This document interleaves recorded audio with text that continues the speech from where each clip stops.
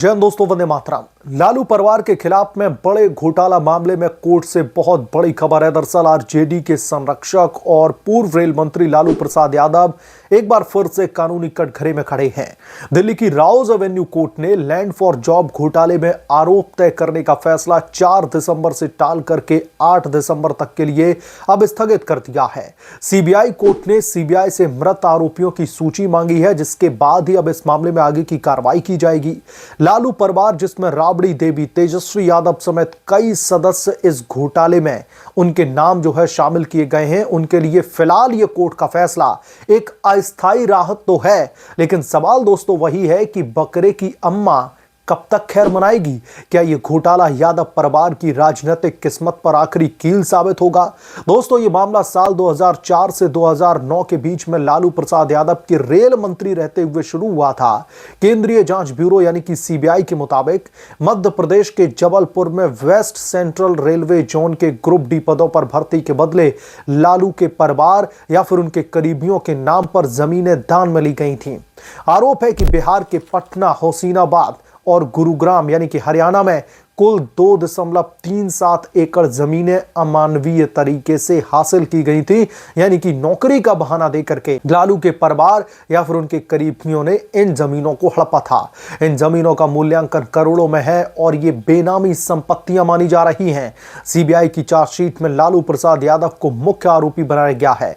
उनके खिलाफ में आईपीसी की धारा 120B यानी कि आपराधिक साजिश, भ्रष्टाचार निवारण अधिनियम की धाराएं और बेनामी संपत्ति अधिनियम के तहत कार्रवाई की मांग की गई है।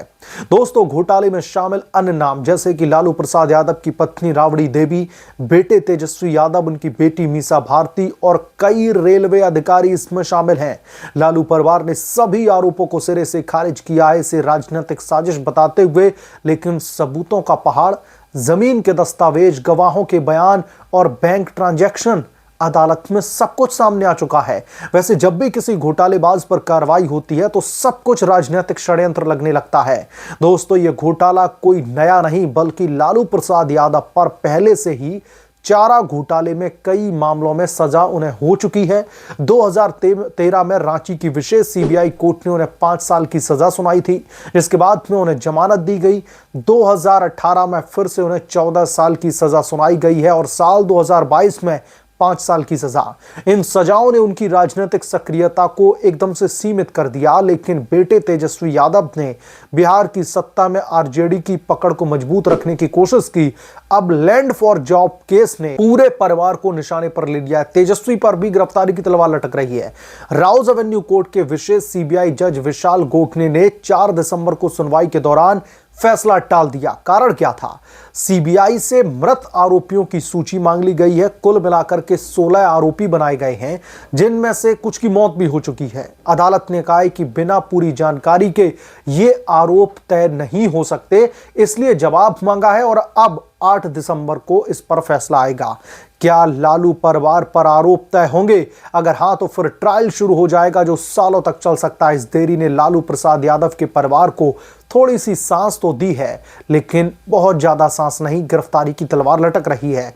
लालू यादव, जो पहले ही स्वास्थ्य आधार पर जमानत पर बाहर चल रहे, एक बार फिर से जेल की कगार पर खड़े नजर आ रहे थे, लेकिन यह राहत अस्थायी है। अगर आरोप तय हो जाते हैं तो सबूत पेश करने का दौर शुरू होगा और तब लालू यादव की राजनीतिक साजिश वाली दलील कितना टिक पाएगी, ये तो वक्त ही बताएगा। लालू प्रसाद यादव के लिए यह केस जेल की सैर का एक और मौका मात्र नहीं, बल्कि पूरे परिवार की साख पर सवाल खड़े करता है। राबड़ी देवी, जो कभी बिहार की मुख्यमंत्री रही हैं, अब इस घोटाले में जमीन दानकर्ता के रूप में गंभीर रूप से फंस चुकी हैं। तेजस्वी यादव, बिहार के पूर्व उप मुख्यमंत्री पर सबसे ज्यादा दबाव है वो आरजेडी के, क्योंकि अब लालू के बाद मुख्य चेहरे बन चुके हैं और 2025 के बिहार के विधानसभा के चुनाव में जिस तरीके से तेजस्वी यादव ने पार्टी को संभालने की कोशिश की, अब कोर्ट का यह फैसला बहुत कुछ तय करेगा। मीसा भारती, जो राज्यसभा सांसद हैं, वो भी निशाने पर हैं। राजनीतिक हलकों में चर्चा है कि यह घोटाला एनडीए की रणनीति का हिस्सा है, ये कह रहे हैं ये लोग। बीजेपी और जेडीयू ने इसे लालू का काला कारनामा बताते हुए बिहार में प्रचार का हथियार बनाया। आरजेडी के समर्थक इसे बीजेपी की साजिश कह रहे हैं, लेकिन जनता के बीच भ्रष्टाचार का पुराना दाग फिर से उभर रहा है। विशेषज्ञों का मानना है कि अगर लालू प्रसाद यादव को दोषी ठहराया गया तो तेजस्वी यादव की राजनीतिक उड़ान पर पूरी तरह से ब्रेक लग सकता है। बिहार में महागठबंधन की सरकार पहले ही गिर चुकी है और कैसे आरजेडी को और भी कमजोर जो है ये पूरा का पूरा मामला करेगा, ये भी आगे आने वाला वक्त बताएगा। लालू प्रसाद यादव ने अतीत में कई तूफानों का सामना किया है, चारा घोटाला, फॉर्डर स्कैम, लेकिन हर बार वो जमानत पर बाहर आ गए। लेकिन अब तकरीबन उनकी उम्र 77 साल हो चुकी है और स्वास्थ्य समस्याओं के बीच में अब परिवार पर बोझ बढ़ रहा है। क्या तेजस्वी यादव इस विरासत को संभाल पाएंगे या फिर यह घोटाला यादव राजवंश का अंतिम अध्याय लिख देगा, खास तौर पर बिहार की राजनीति में। दोस्तों, यहां पर समझने वाली बात एक ये है कि लालू प्रसाद यादव के खिलाफ में कई सारे घोटाले के आरोप हैं। चारा घोटाला हो, फूडर स्कैम हो, बहुत सारे ऐसे घोटाले हैं जिसमें लालू प्रसाद यादव सजा याफ्ता हैं और जमानत पर उन्हें बाहर रखा गया है। जमानत पर वो बाहर अपनी स्वास्थ्य संबंधी सब समस्याओं को लेकर के, और उनकी उम्र दराज हो चुकी है, बहुत सारी चीजें हैं जिसके बेसिस पर वो बाहर है जेल से। लेकिन यहां पर सोचने वाली बात यह है कि देखिए, हमारा जो कानून है ना, उसमें आप मानो या ना मानो, इतने बड़े पैमाने पर भेदभाव है। यही एक आम इंसान होता, भले ही उसकी उम्र 77 साल हो रही होती, भले ही उसके जो है शरीर में भतेरी बीमारियां पल रही होती, लेकिन अगर कोर्ट से उसे सजा मिली होती तो यकीनन तौर पर वो जेल में सड़ रहा होता, यकीनन तौर पर जेल ही उसका ठिकाना होता, उसे बाहर जगह नहीं मिलती। लेकिन खैर, ये नेता है, इन्हें एडवांटेज लेना आता है कानून का अच्छी तरीके से और इसलिए बाहर हैं। लेकिन इसका मतलब यह नहीं कि लालू को राहत मिल गई तो बेटे तेजस्वी यादव को भी राहत मिल जाएगी, क्योंकि तेजस्वी अभी तक क्या था कि इस पूरे के पूरे मामले में जितने भी तमाम घोटाले निकल करके सामने आए हैं, लालू यादव को कह सकते हैं कि एक उनकी बीमारियों का, एक उनकी बढ़ती उम्र का एडवांटेज मिला है। लेकिन तेजस्वी यादव को यह एडवांटेज मिले, इसकी कोई गारंटी नहीं है, क्योंकि एनडीए के शासनकाल में एक से एक बड़े धुरंधर नेता सलाखों के पीछे एक लंबा वक्त काट करके आए हैं। चाहे फिर वो अरविंद केजरीवाल हो, मनीष सिसोदिया हो, हेमंत सोरेन हो, बहुत सारे आपको ऐसे नेताओं के नाम जो है दिखाई दे जाएंगे जिन्होंने बड़ी बड़ी लंबी पारियां जेल के अंदर खेली हैं। और अब लालू प्रसाद यादव के सुपुत्र, जिन्हें वो बिहार का मुख्यमंत्री बनाने का सपना संजो करके बैठे हैं, जिन्हें वो चाहते हैं कि एक बार कम से कम राजनीति से या फिर इस दुनिया से पूरी तरह से अलविदा कहने के से पहले तेजस्वी यादव के ऊपर मुख्यमंत्री पद की ताजपोशी की जाए, तेजस्वी यादव को मुख्यमंत्री बनाया जाए। लेकिन जो बिहार में लालू प्रसाद यादव ने अपने तथाकथित जो चाणक्य बुद्धि लगाई थी, जो तमाम उन्होंने अपने जो राजनीतिक प्यादे चले थे, वो सब कुछ बीजेपी की आंधी में, पीएम मोदी की लोकप्रियता की आंधी में सब कुछ धूल मिट्टी हो चुका है। लेकिन अब सवाल ये उठ रहा है कि क्या लालू के जाने के बाद भी, जाने की बात मैं जब कर रहा हूं तो इसका मतलब है कि राजनीति से संन्यास लेने के बाद भी क्या तेजस्वी यादव को कभी मुख्यमंत्री बनने का मौका मिल भी पाएगा? क्योंकि जैसे कि चारा घोटाला है, फूडर स्कैम है, यह लालू प्रसाद यादव के पीछे उनके कुकर्मों की सजा की तरह लगा चला आया पीछे पीछे।